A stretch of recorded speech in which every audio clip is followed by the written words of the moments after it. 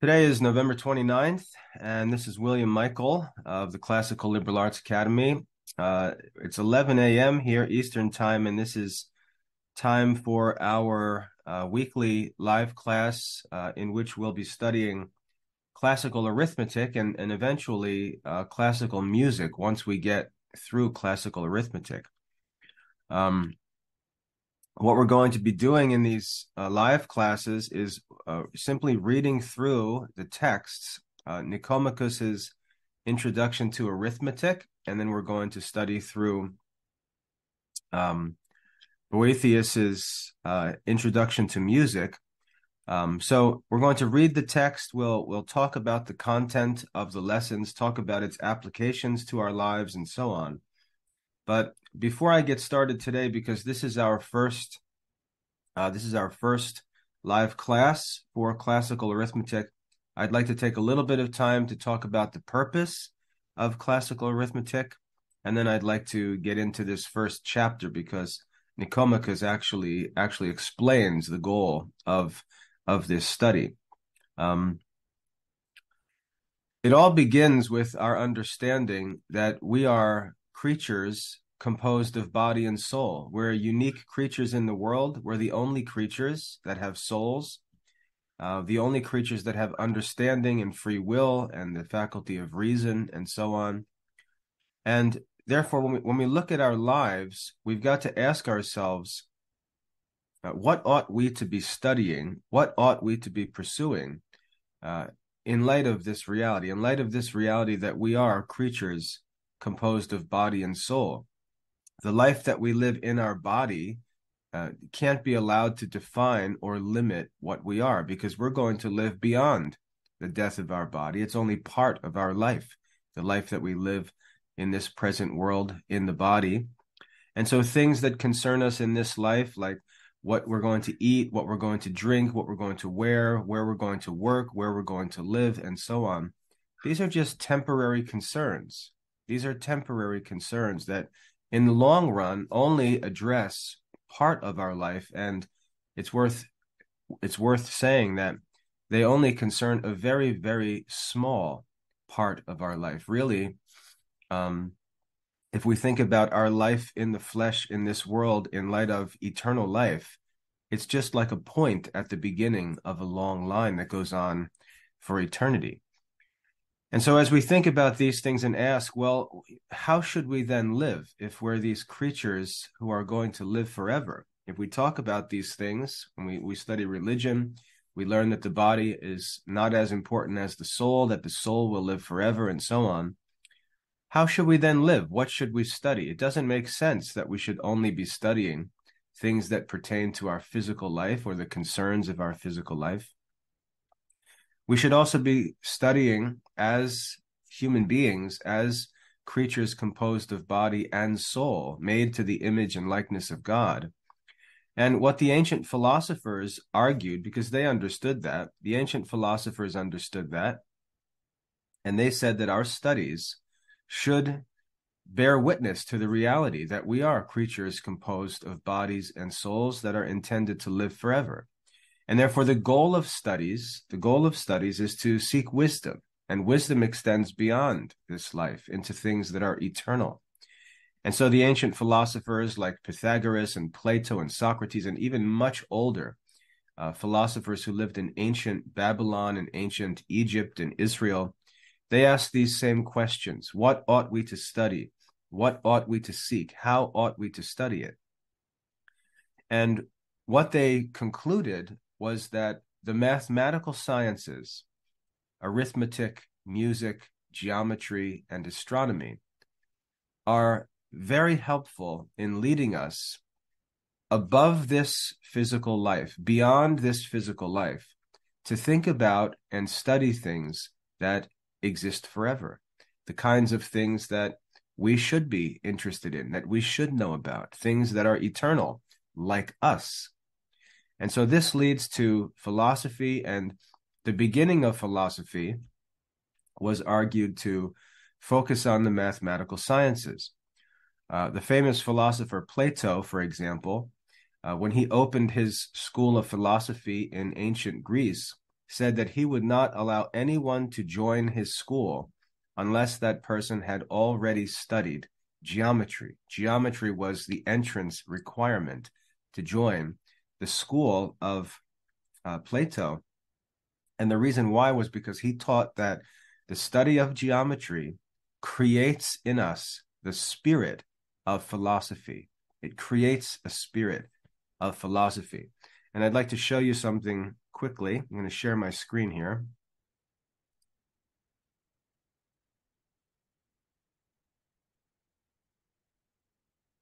If you look at the screen, you'll see a document here titled Socrates on the Quadrivium. Socrates on the Quadrivium. And this is a passage taken from Book 7 of Plato's Republic. Book 7 of Plato's Republic, where we have this explanation of how the mathematical sciences lead us to this wisdom.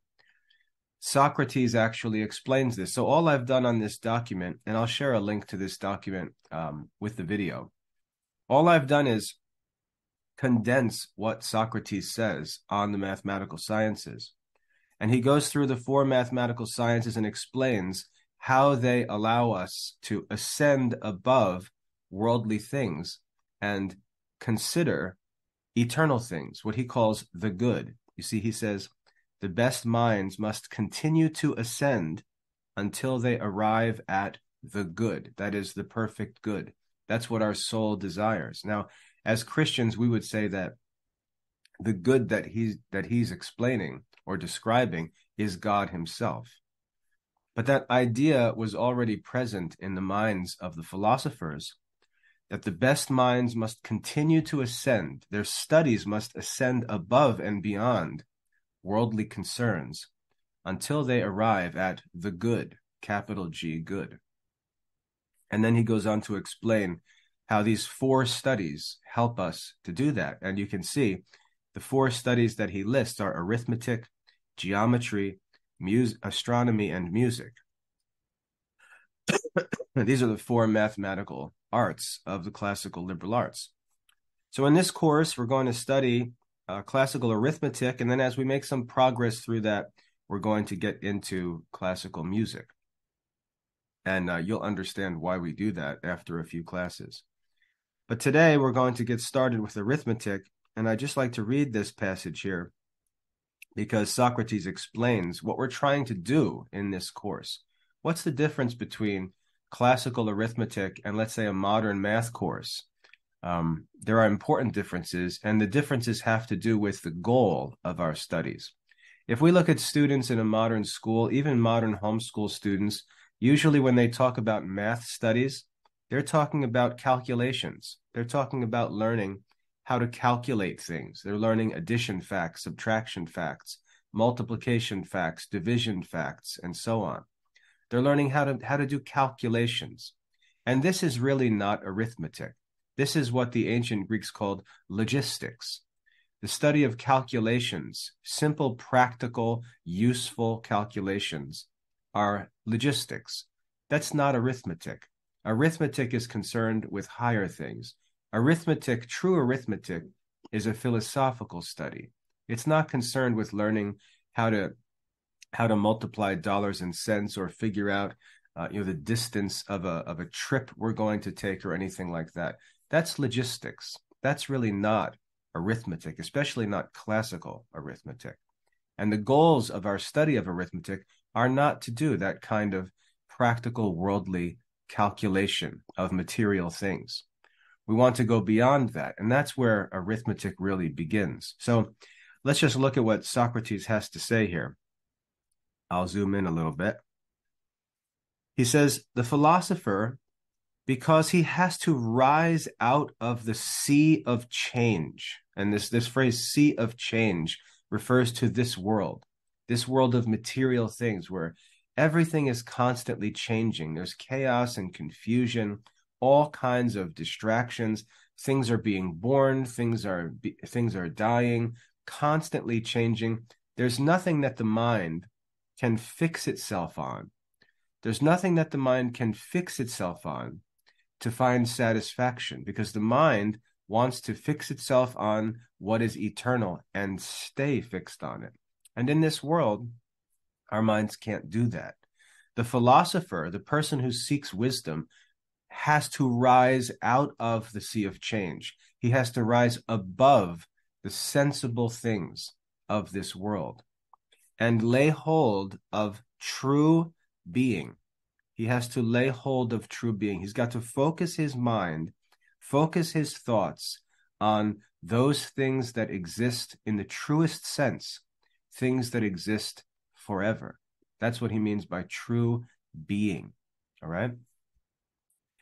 He must be, Socrates says, he must be an arithmetician.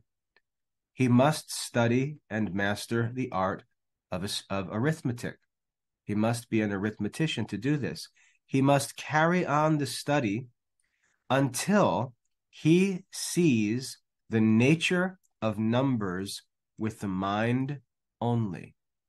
He must study arithmetic until he can see the nature of numbers with the mind only.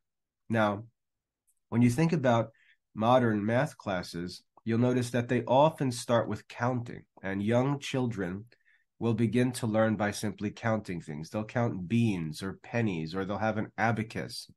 They'll count objects. They'll be working with objects. How many are here?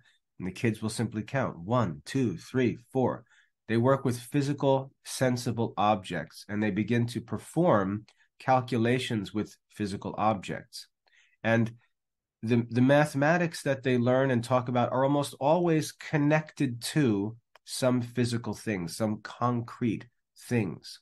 Well, arithmetic requires us to go beyond that. We're not going to concern ourselves with concrete numbers. We're not going to concern ourselves with calculating sensible things. We want to focus on number itself. Number itself, the nature of number itself, not connected to any material things, just number itself. And the reason why Pythagoras made this argument is because before the world was made, before any physical thing was created, the concept of number already existed in God's mind. The concept of number, the nature of numbers, and then when God created the world, that knowledge of numbers in the mind of God, as it were, that knowledge of numbers directed the creation of the world. It was part of the wisdom that God used when he created the world. And so we find the world filled with number, ordered by number. But that original nature of number existed not in any physical things, but in the mind of God itself perfectly. And in the study of arithmetic, that's what we're seeking. We're seeking this divine sort of knowledge, to understand the nature of numbers with the mind only.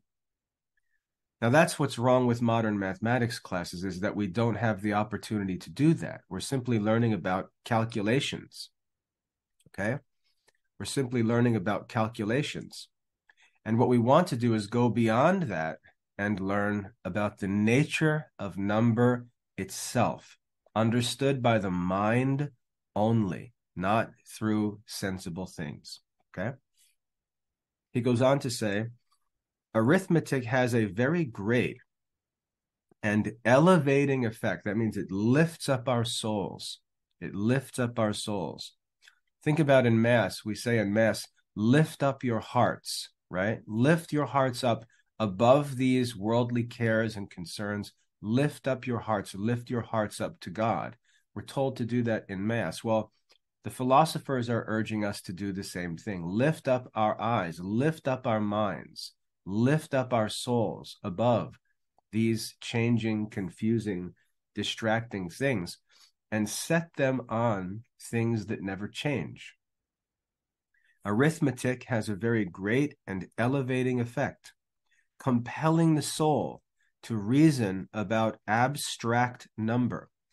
That phrase, abstract number, means number abstracted or drawn away from material things, to contemplate number itself, abstracted from material things, drawn away from material things and thought of by itself, and rebelling against the introduction of any visible or tangible, that means touchable, any visible or tangible objects into the argument. So we don't want counters. We don't want illustrations. We don't want to see and touch and feel things. We want to study and contemplate the nature of number itself in the mind alone by means of reason. That's the goal of true arithmetic. And that's why I say modern mathematics classes really are not arithmetic classes. They're logistic classes. And that's why in the Classical Liberal Arts Academy, I make that distinction. Lastly, Socrates says, this knowledge may be truly called necessary, necessitating, as it does, the use of pure intelligence.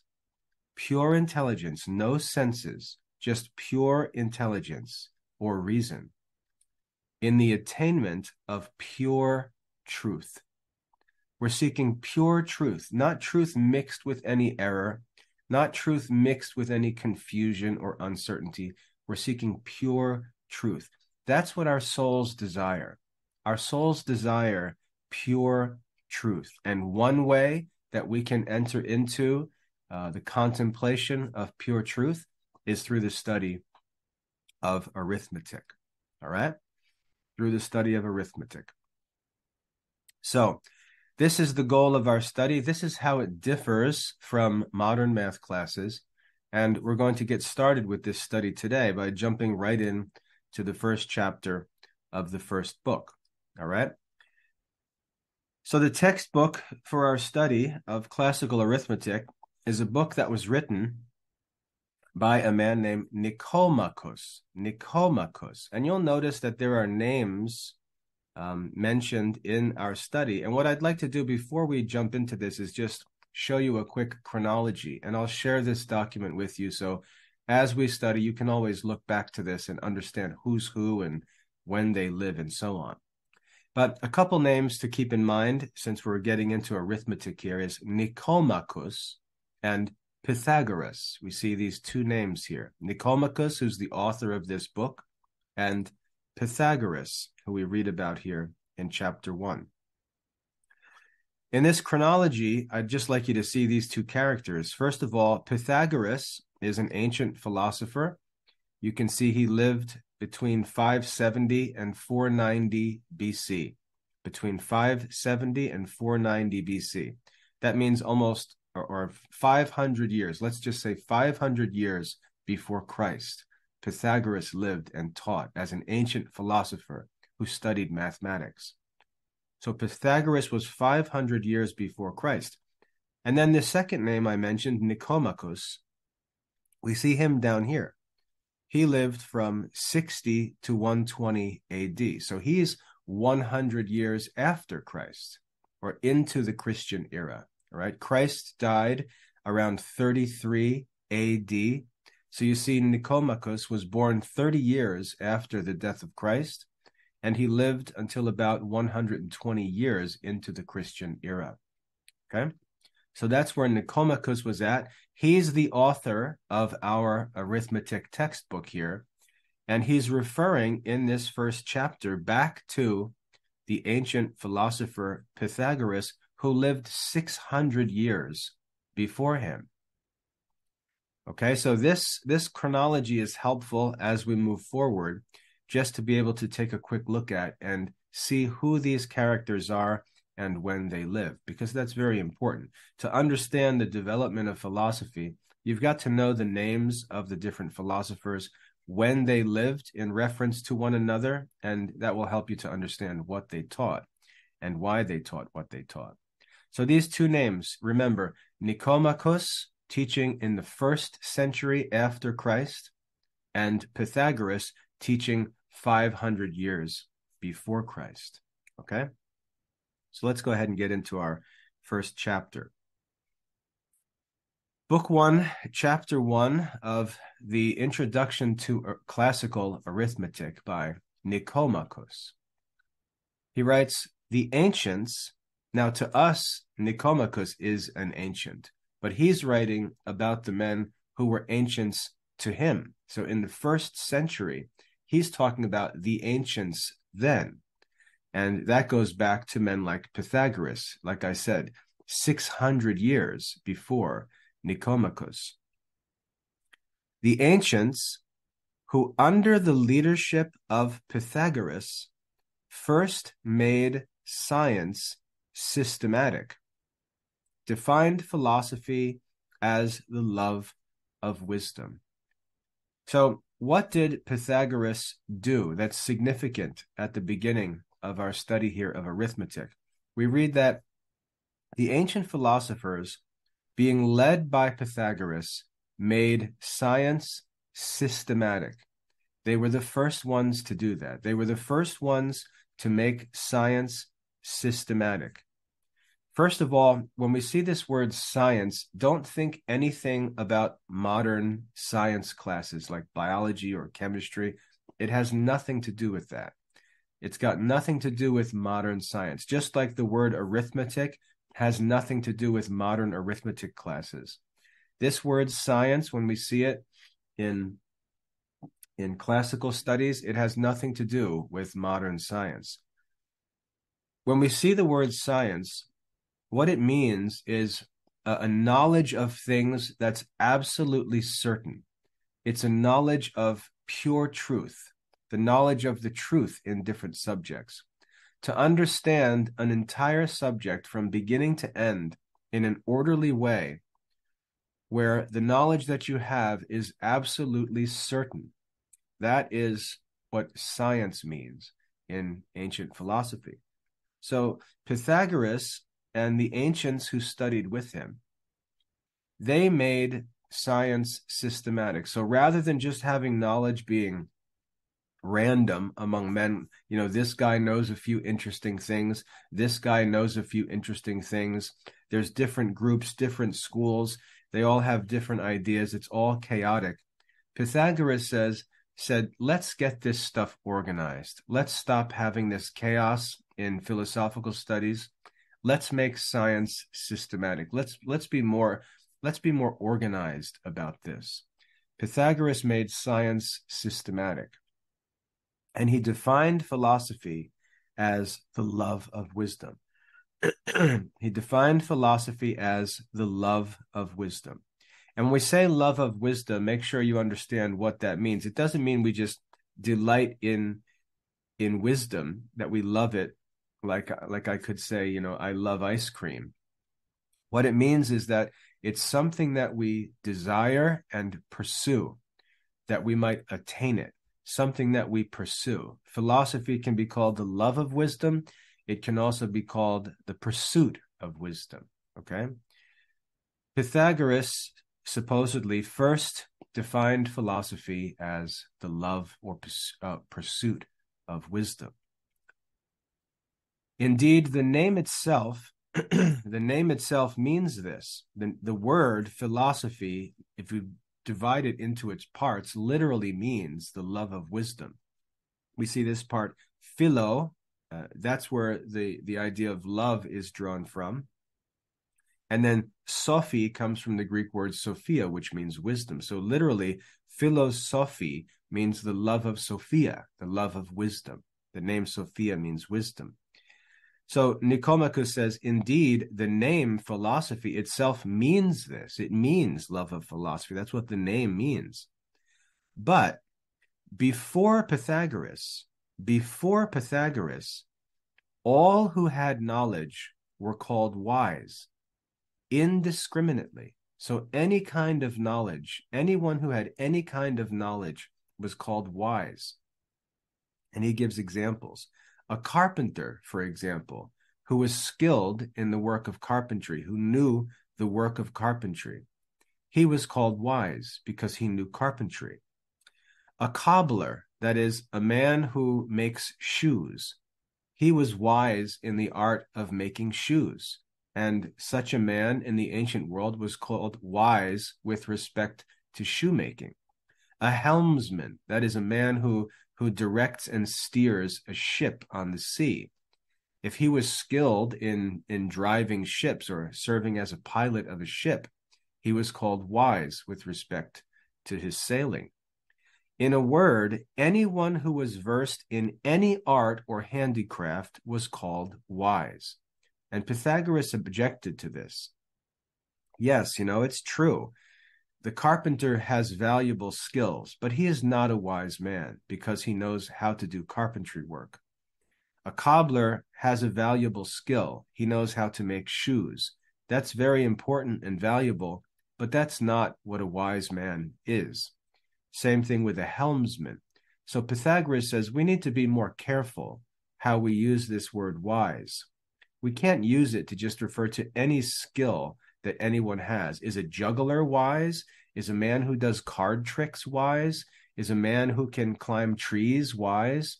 No, we can't call any skill or any art wisdom. We're humans. We're created, composed of body and soul. What it means to be a wise human can't be just limited to material things. It's got to move above that into things that are truly human, spiritual and eternal things, because that's what we are. We're eternal creatures composed of body and soul, never dying souls. Therefore, to be called wise, we have to consider what it would mean to be a wise human. That's what we need to consider when we use this word wise. So Pythagoras objected to the ancient use of the word wise, and we read here that Pythagoras restricted the title. So he said we should only call wise those who have the knowledge and comprehension of reality. We should only call wise those who have the knowledge and comprehension. Comprehension means understanding. Those who have the knowledge and comprehension of reality. And so we're introduced to this important word, reality. And one of the questions you're going to be asked in your assessments is, what does this word reality mean here? Think about what we've been talking about. Things in this world are constantly changing. They're corruptible, they're chaotic, they're confused, and so on.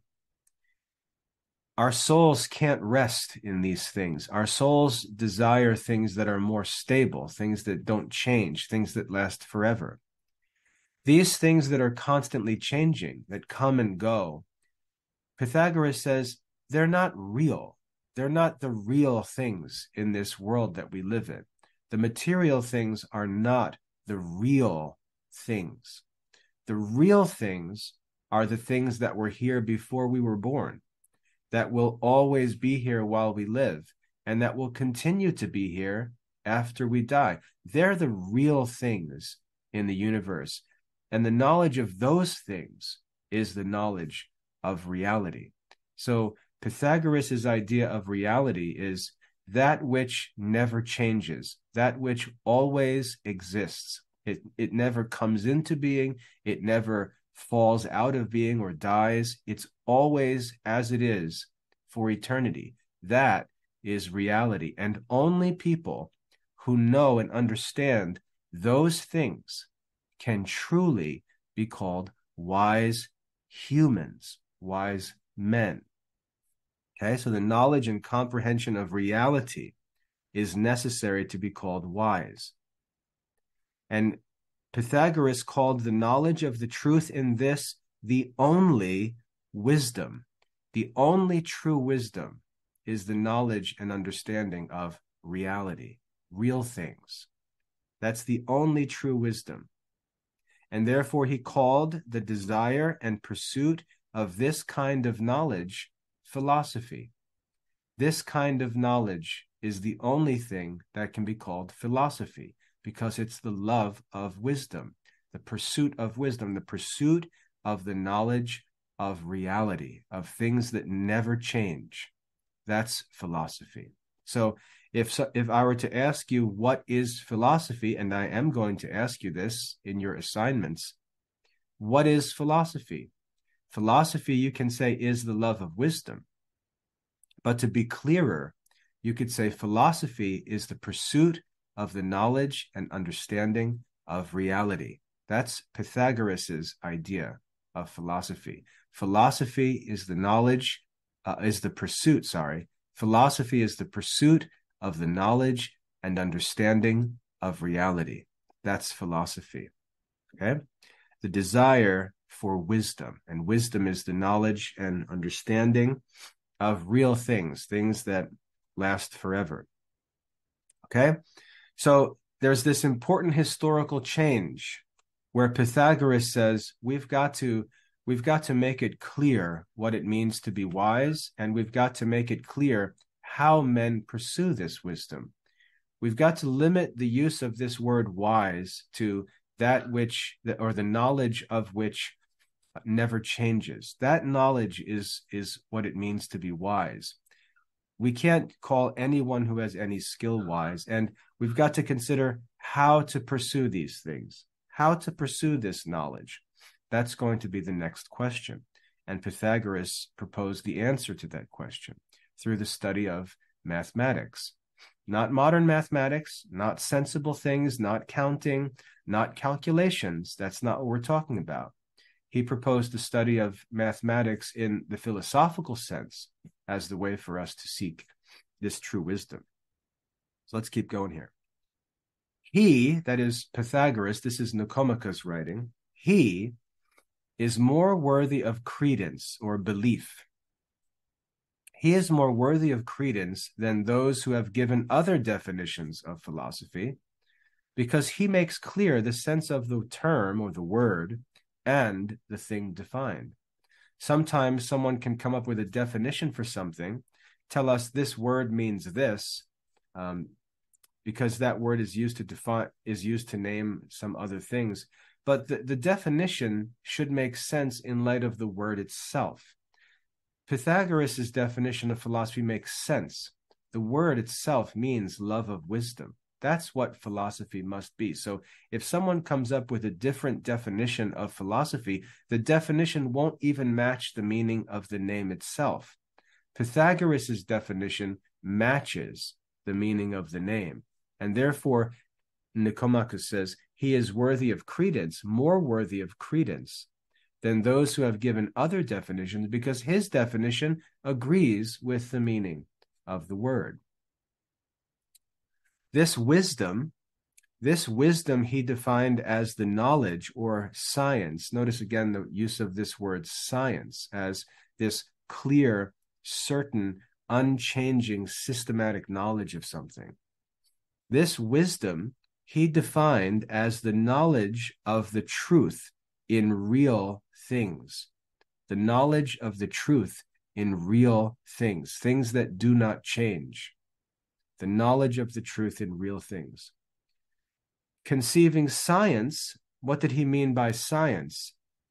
He conceived or thought of science to be a steadfast, that means it's not moving or changing, steadfast and firm apprehension, or knowledge again, a steadfast and firm apprehension of the underlying substance of things. And by real things, he means those which continue uniformly and the same in the universe and never depart even briefly from their existence. So we've got a number of important terms defined here in this second paragraph. Wisdom is defined, science is defined, and real things is defined. And they're put in quotes so you can see that the words are being given for definition. So wisdom is the knowledge or science of the truth in real things. Science is the steadfast and firm apprehension of the underlying substance, and I'll talk about that in just a minute. And then real things are those which continue uniformly and the same in the universe and never depart even briefly from their existence. Now, when he says science is a steadfast and firm apprehension of the underlying substance, let's think about what he's talking about. And I'll give you an example. Let's say you go out to the park and there are some people at the park and they're walking dogs. And as you look around, you notice there are a bunch of different dogs and they're of different kinds. Let's say one is a golden retriever, another one is a poodle, another one is a German shepherd. And you see these different animals and they're all different. They look different. Their fur is different. Their colors are different. Their behavior is different. Their size is different. All of these different things about them. And yet, when you look at each one of them, what's strange is that you call each one of them dog. You call each one dog. That's strange, right?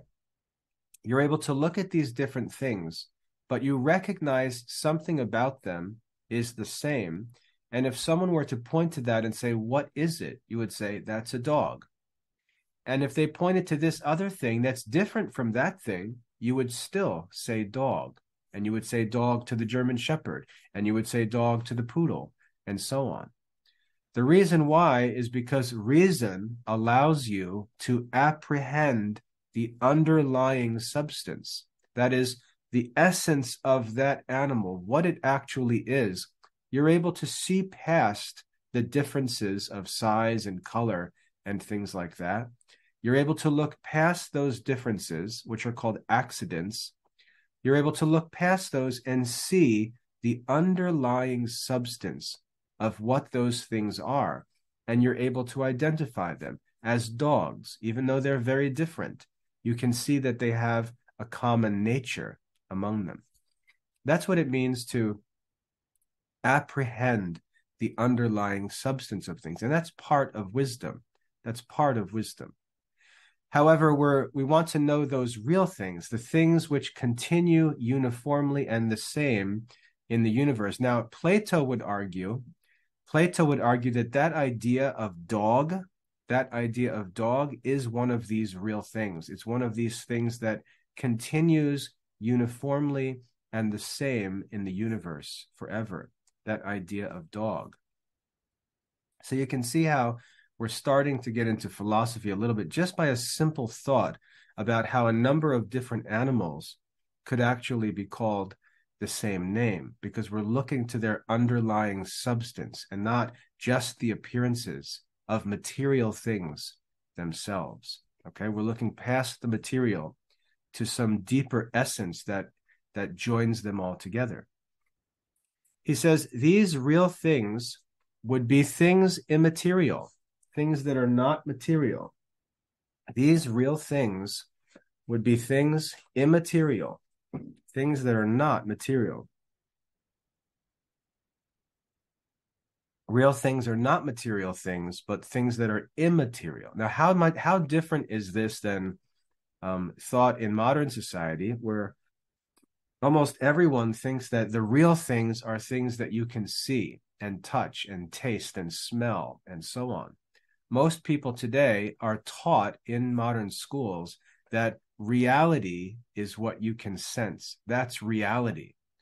And yet, if we even think about that idea, these things are constantly changing. So how can they be the real things? How can they be the real things when we know that they're constantly changing? And this is what led the philosophers to say, no, these are not the real things. The real things are the things that are behind them, the things that are underneath them, that only our minds can understand. Those are the real things. They're not material. They're understood by the mind alone. They're things immaterial. However, these things that are immaterial that we think about, like the idea of dog, it shares in the substance of which everything else that exists under the same name is so called. It shares in the substance. So it has the same essence or same definition as everything else. And this is what we refer to as this particular thing, which actually exists. So this particular dog and this particular dog and this particular dog, even though they're different, they share in this underlying substance. And this idea of the underlying substance also shares in the material bodies of these things. So there's this connection between the real thing, which is immaterial, and the physical or material things which we can see and taste and touch and so on.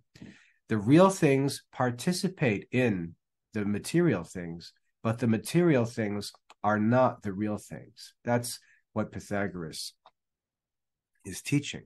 All right, let's keep going here. Nicomachus says, bodily material things, all the things that we see, all the things that we touch, that we hear, that we taste, and so on, all bodily material things are forever involved in continuous flow and change.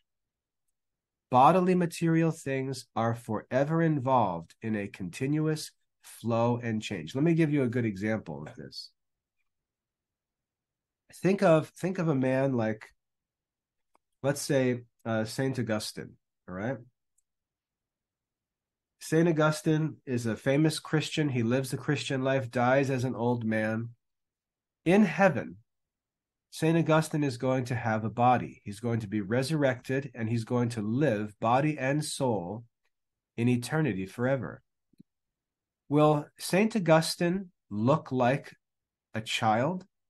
Or will he look like a teenager? Will he look like a young man? Will he look like a middle-aged man? Will he look like an old man? Will he look the way he did when he died? What will the body of Saint Augustine actually look like? You can see it's difficult to explain that because the body is constantly changing throughout life. It's hard to understand exactly what a person is. Or if we were to draw a picture of someone, at which point in their life should we draw that picture? You see, there's confusion there because the reality is that person, when he lived, was constantly changing. He was constantly changing. I mean, just to be silly, you can watch my videos and you can see on this day he's wearing a black shirt. On this day he's wearing a white shirt. Then he's got a blue shirt. Then he's got short hair. Then he's got long hair. And you can see all of the changes in my person day to day as time goes on. And as we go longer and longer, you're going to see he's getting older and older. In this video, he's young. In this video, he's older. You can see that this person, right, if we use me as an example, this person, William Michael, he was never really the same. There was always change in him. There was always something different. And yet, in your mind, this William Michael is one person. It's one thing because you identify the essence of William Michael and you pay attention to that, and you don't really pay attention to the changes day by day. You pay attention to the essence of the person. And that's what it means when we say bodily material things are forever involved in continuous flow and change. Our bodies are not the same. They don't stay the same. And therefore, really, we don't want to focus our minds on the body and pretend that that's what a person is because it's constantly changing. That's really not what a person is. And when we think about a person and you say William Michael, what you should really think about is the soul of William Michael, the essence of the person. When you think of your mother and your father or your siblings or your neighbors, you should think of them as souls that have personality, that there's something about them that doesn't change, or it doesn't change as much as their physical body. And then you should go even deeper to think about them as men, as substances that have a certain essence that actually never changes. They're rational creatures composed of body and soul, made in the image and likeness of God. That's what they are. That's what they really are. And we need to learn. Wisdom leads us to think of people in that way, to think of them as they really are. What are they really? They're not brown hair, red hair. They're not tall, short.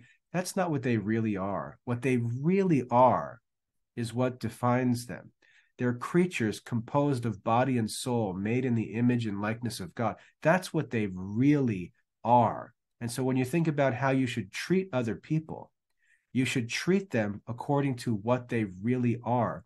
You should live a life that shows what you really are. You shouldn't do things that contradict what you really are. You're a creature composed of body and soul, made in the image and likeness of God. You have to look to the essence of what you are. Look to the essence of what people around you are. And that's how you should live and think of and treat other people.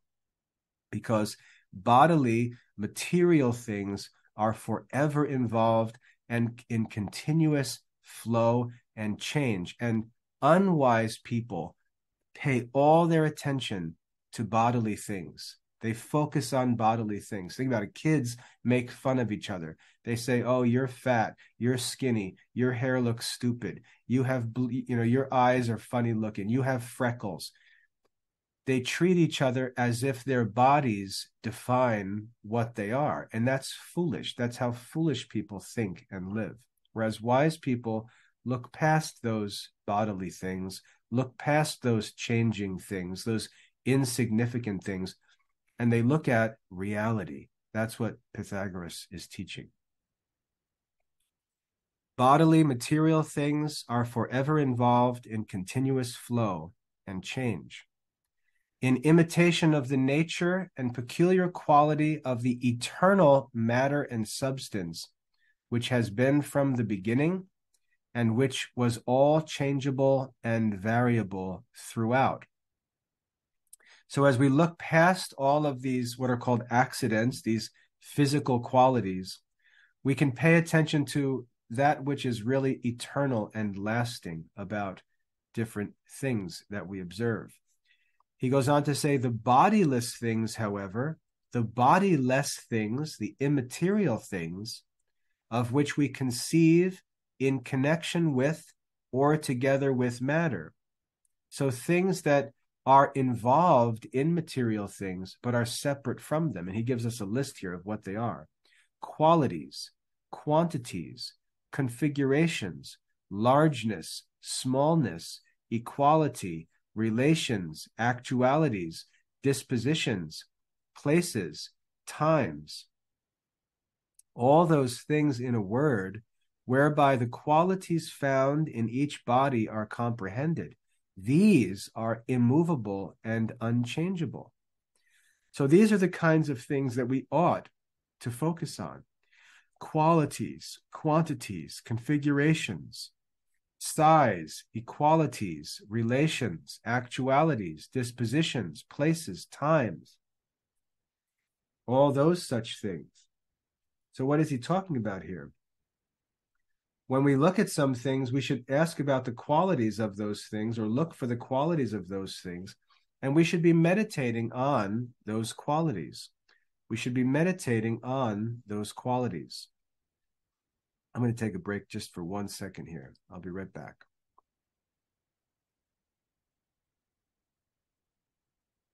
So picking up where we left off here, Pythagoras is making a distinction between the material things that we observe and the qualities of those material things. The first of which is not really a quality, is the substance of the thing itself, the definition of the thing, what it really is, what its essence is. That's the first thing that we focus on in the pursuit of wisdom. And I gave you an example with dog or with man. We talk about different people. But the other qualities as well, or attributes or accidents, there are a number of different words that are used to refer to these things. Qualities. So for example, if we look at someone and we say, this person is happy, and we say happy is a quality, happy, we have to ask the question, what is happy? What do we mean by happy? And so we begin to contemplate the idea of happiness. Now, happiness is an abstract idea. Happiness is not a material thing. And so we begin and we contemplate what is happiness, and we seek to understand the essence, what happiness is. And then we can look at someone and say, this person possesses happiness. This person is happy. And it's because we reflect on the quality of happiness. The same thing with, notice what he gives second, quantity. Quantity. Now we're getting into mathematics, real mathematics, where we can look at something and say, How many is it? We can think about the quantity of a thing or the size of a thing. And then we can begin to ask, well, what do we mean by one? What do we mean by one thing? What do we mean by two things? What's significant about the number two by itself? Let's just think of two by itself. What's significant about the nature of the number two? Because, I mean, notice, for example, God made man with two hands. There's got to be some significance in the number two, because the idea of the nature of the number two was used by God in designing man: two eyes, two ears, two hands, 2 feet, and so on. Why two? What's significant about the number two? This leads us to the contemplation of numbers, of the nature of numbers, which is the study of arithmetic. And we go on with other things, relations. If I say that this man is, a servant, well, if there's a servant, then there has to be a master. What exactly is a servant? And now we're thinking about the relation between things. If I say this is twice as large as that, twice is a relation, because in order to say that something is twice as large, something else must be half as large as that which is twice as large. So it reveals a relation. So now we begin to contemplate that relation and ask, what does it mean to be double or triple? What do these things mean? Is there any significance in these different relations between things? And there are many different kinds of relations: numerical relations, personal relations, social relations, on and on. Okay, so relations, actualities, dispositions, places, times, all those things whereby the qualities found in each body are comprehended. These things are immovable and unchangeable. These things exist outside of and separate from bodily things, but it says accidentally they share in and partake of the affections of the body to which they belong.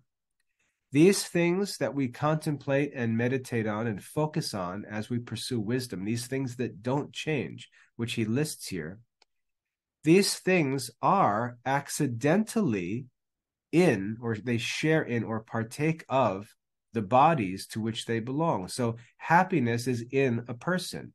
Size is in a certain thing. We contemplate the qualities themselves because they are abstract and therefore they never change. They exist really in the mind and are recognized accidentally in material things. What accidental means, in modern society, we use the word accidental to mean by chance. Like, I didn't mean to bump into you, it was accidental, right? We say accidental means it was unintentional or unplanned or chance. That's not what accidental means here. So we've got to understand this word accidentally. Here, accidental means it doesn't have to do with the essence of the thing. It's a quality that belongs to that thing. It's an accident, something that takes place in a body. It's an accident. That's what accidental means, okay? So, for example, I'm wearing a sweatshirt here, and the accidents of this shirt could be the size of the shirt, the color of the shirt, the texture of the shirt, and so on. Shirt itself has an essence and is the substance. And I can take that idea of a shirt and separate it from this shirt. Because if I see, let's say, the shirt underneath my other shirt, if I saw this on a rack, I would say that's a shirt. And if I saw a t-shirt in a sporting goods store, I would say that's a shirt, because I identify in all these different things, the essence of a shirt is present in these things. But then I could also talk about the accidental qualities, the accidents of the different shirts. This one is blue. This one is white. This one is red. This one is made of cotton. This one is made of nylon, and so on. I can talk about the accidental qualities. This one is large. This one is small. This one is loose. This one is tight. This one is warm. This one is not so warm. I understand the essence, shirt, and I also can identify accidental qualities. Okay, so these qualities, which we can abstract from the material things and think about in themselves, like color, participate in material things. They participate in material things accidentally. They share in material things, but they can be abstracted from by the mind, by reason.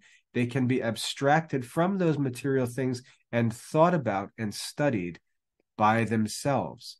And that's the real thing that Pythagoras and the philosopher are talking about. Okay? Accidentally, they share in and partake of the affections or the different changes or qualities of the body to which they belong. Now, it is with such things that wisdom is particularly concerned. It's with such things. These abstract ideas, these abstract qualities, the qualities themselves, these are the things with which wisdom is concerned. It is with such things that wisdom is particularly concerned, but accidentally, by means of participation, accidentally also with things that share in them, that is, with bodies. So our concern is not primarily with the bodies themselves, which are constantly changing, but with the qualities which we can abstract or draw away from the bodies and think about separately in their perfect forms, as it were. That's what we want to think about. What does it mean for something to be eternal? That's a quality. What does it mean for something to be happy? What does it mean for something to be simple? And so on. To meditate and reflect upon those qualities and then identify those immaterial things present in bodily things. That's worth considering, but our time and energy and studies should be spent not on the material things, but on those qualities of material things that never change. Okay? Now, I know that's difficult, but this is what it means to ascend above the sea of change, as I talked about before. You're going to notice the ideas are different, the words are different, the language is different, because we're trying to get ourselves into a different realm of thinking, not being constantly focused on material things, not being constantly guided by our senses, but going beyond that by reason, using our intellect, thinking about things as they truly exist and not merely as they are seen in material things or happen to exist temporarily because they're united to a body in a certain way. So this is the challenge of philosophy. This is what Pythagoras wants us to do, what Pythagoras urged men to do. And we call him wise because this direction that he gave our studies was wise direction. And he was a very ancient philosopher who many, many philosophers afterwards followed and imitated. So in this first chapter, to wrap things up here, in this first chapter, we're really introduced to the goal of arithmetic. What are we really trying to do? What do we really want to accomplish in studying arithmetic? We're not looking to learn how to do calculations. We're not looking how to solve practical problems. That's really not what we're interested in. We're interested in looking at these qualities that do not change and learning these things, fixing our minds on quantities, abstract quantities, not as they are in bodily things, but as they are as eternal and unchangeable realities, and allowing ourselves to rise up above the material world and contemplate things that never change, because that is truly wisdom. So I hope that's a helpful walk through this first chapter here. What I would like you to do is read through this first chapter by yourself and then go in and complete the assignment for lesson 1. Go and get the assignment completed, turn it in and get the credit for your studies. So watch the video, go read the lesson for yourself, make sure you understand all the content of the lesson in the book and then complete the assignment. Get your credit for the study, and we'll move on together in the study of classical arithmetic. I hope that's helpful. God bless.